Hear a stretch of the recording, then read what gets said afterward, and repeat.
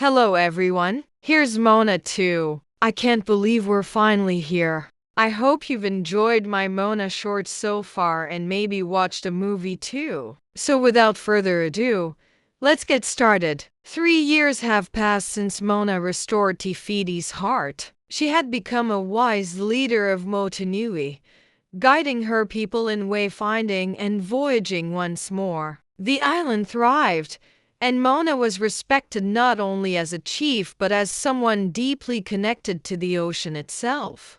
Her grandmother Tala always told stories of their ancestors, the wayfinders, those who sailed before them. And now, like them, Mona listened to the ocean, felt the rhythm of the waves in her bones. One night, while gazing at the stars, Mona felt a new calling. She dreamt of her ancestors' wayfinders long gone calling her name from across the sea. Their voices spoke of Motunui, a lost island hidden in legend, tied to an ancient curse that was spreading across the ocean. Storms grew more violent, winds changed course, and distant islands fell into despair. The ocean was out of balance and Mona must set things right. But how? She knew what she needed to do. The next morning, she gathered her people. "I must go on another ocean voyage," she announced. Her father, Chief Tui, frowned. "The ocean called you again, hasn't it?" He looked at the vast expanse of water. "That's a lot to ask of you, daughter." Mona understood his concern. Since saving their island, her voyages had become longer and more perilous. She missed important ceremonies and sometimes even doubted herself. But the ocean's call was not something she could ignore. "It's not just me," she explained. "Many islands are suffering. Floods, droughts, even monsters in the sea. It's up to me to find the cause and restore balance." Her mother, Sina, placed a hand on her shoulder. "We know your heart, Mona. Go now. Your journey is important." Mona bowed her head in gratitude. She knew her parents worried for her, but they also knew this was her path. After saying goodbye to her family and friends, Mona set out to sea. Alone, she sailed east across the horizon, where the sun dipped into the endless ocean. Days turned into weeks, and Mona traveled farther than she ever had before. She faced wild storms, but soon realized this journey was unlike any other. The ocean seemed to be guiding her, pushing her forward with sudden bursts of wind or a calm wave that steadied her sail. Finally, the wind shifted, bringing the scent of land. And in the distance, Mona saw an emerald jewel rising from the sea. She dropped anchor, feeling a mix of excitement and uncertainty as she stepped onto the shore. Before her stood a great temple crafted from coral and shells, a testament to the island's connection to the ocean. As Mona explored Modafetu, she noticed signs of life. Colorful birds with feathers like jewels flew overhead, and playful dolphins peeked out from the turquoise waters. But something was amiss. There were no humans, no laughter, no music. The island was eerily silent. Then she heard a whisper carried on the breeze, a voice that seemed to echo from the very stones of the island. "Who goes to Modafetu? Who disturbs our slumber?" Startled, Mona called out, "I come in peace. I am Mona, daughter of the chief of Motunui. I seek to understand the fate of this island and how to lift the darkness that falls upon the sea." A moment stretched on, filled only with the sound of the crashing waves. Then the ground rumbled, and before Mona stood a figure like she had never seen before. Tall and slender,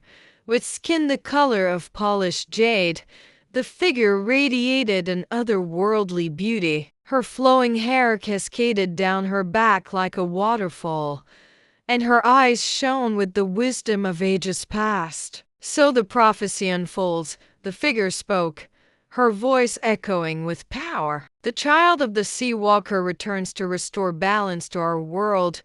Before Mona could respond, the ground beneath her feet began to tremble. The peaceful island transformed into a chaotic maelstrom of water and rock. The figure raised her hand, and vines of pure light erupted from the ground, wrapping around Mona's feet and pulling her towards the churning sea. With each step, the ground shook violently. Vines tightened their grip, determined to drag Mona into the depths. Despite the danger, Mona stood firm. She would not be deterred from uncovering the truth behind Modafetu's curse. Just then, a familiar voice boomed across the turbulent waves. "Hey, Grandma Tala told me you were trouble." Maui, the demigod of shape-shifting, stood on the shore, his magical fish hook gleaming in his hand. He took a deep breath, bracing himself against the onslaught of the waves. "Hold on, Mona, I got you." With a flick of his wrist, Maui hurled his hook into the churning sea. It landed with a resounding splash, anchoring him to the spot. Vines whipped toward him, but the hook glowed brightly, repelling their grasp. Taking Mona's hand, Maui pulled her along. "Hop on."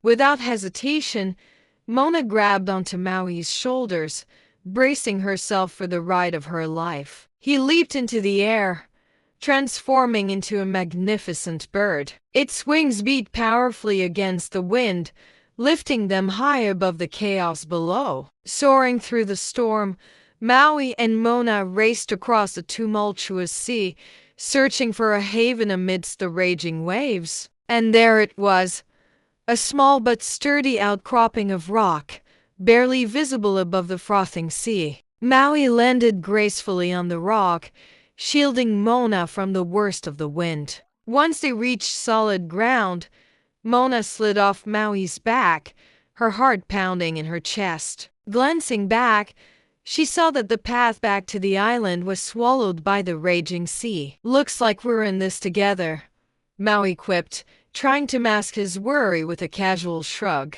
As the storm raged around them, Mona knew time was running out. She closed her eyes, focusing on the ocean's rhythm, the pulse of the earth beneath her feet and the whisper of the wind through the grasses. When she opened her eyes, determination shone within them. "This island holds the answers we seek," she said, her voice ringing with newfound confidence. "Together, we'll uncover the truth behind the curse and restore balance to the sea." Maui smiled, admiration evident in his eyes. "All right, kiddo, lead the way." To reach the temple, Mona and Maui had to venture through a lush jungle teeming with both wonder and peril. Vines as thick as pythons blocked their path, forcing them to seek higher ground. But the ascent was treacherous. Thorny bushes snagged at their clothes and sharp rocks threatened to trip their feet. Yet neither complained. Each step brought them closer to the heart of the island and its secrets. As they pushed on,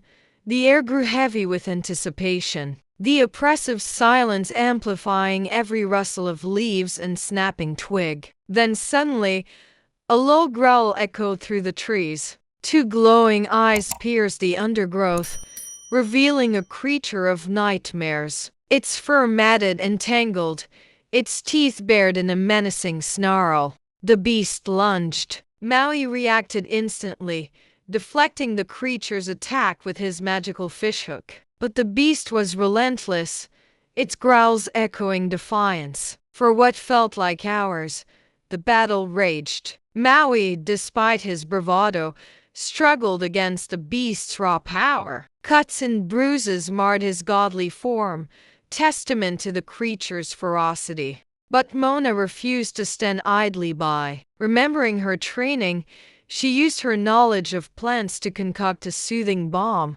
helping Maui tend to his wounds. But the tide turned when the beast, weakened and desperate, lunged at Mona. Time seemed to slow as the creature loomed over her, ready to strike. In that instant, a surge of determination coursed through Mona. With a swift kick, she sent a pebble hurtling toward the beast's eyes. Startled, the creature recoiled, giving Mona the opening she needed. She rushed forward, offering the creature the healing herb instead of its own demise. Slowly, the creature lowered its guard, sniffing the offering cautiously. As it consumed the herb, its snarls subsided, replaced by soft whimpers. The transformation was astonishing, its wild eyes losing their menacing gleam, revealing a gentle soul beneath. The once fearsome beast now cowered before them, seeking solace. Understanding dawned on Moana. This wasn't a monster,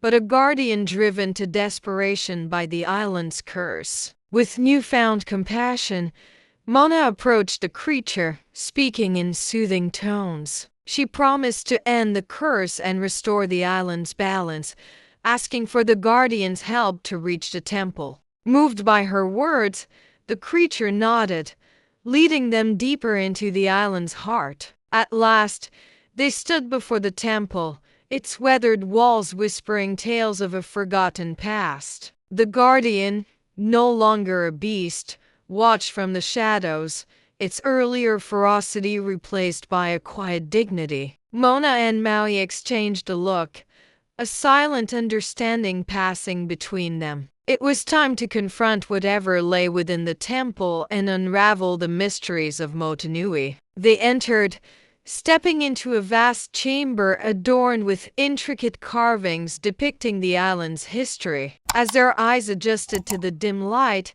they saw an altar at the chamber's heart. Upon it rested a small obsidian mirror, its surface rippling like disturbed water. As Moana approached, the mirror's ripples intensified, forming images of the island's past. She saw a thriving community living in harmony with nature. But then darkness crept into the images, twisting the islanders' hearts, turning them greedy and envious of the ocean's bounty. The mirror showed them trying to control the very forces of creation. In a final image, the island was consumed by darkness, banished from the world as punishment. Then a voice echoed through the chamber, ancient yet powerful. So the prophecy unfolds.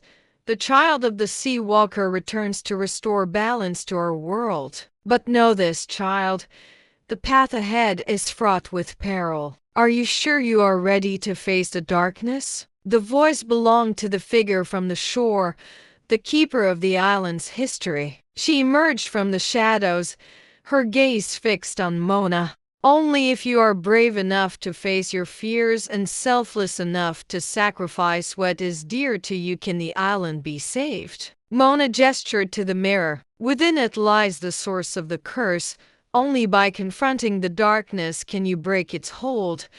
The keeper turned, disappearing into the shadows. Moana and Maui were left alone with the island's fate hanging in the balance. The choice was hers. Could Moana face the darkness within the mirror and restore balance to Motunui? Or would the curse consume her too? Please stay tuned for part 3, where Moana faces her fears and confronts the darkness. We'll explore the depths of her character and the true meaning of sacrifice. Don't miss the thrilling conclusion of Moana's journey. See you next time.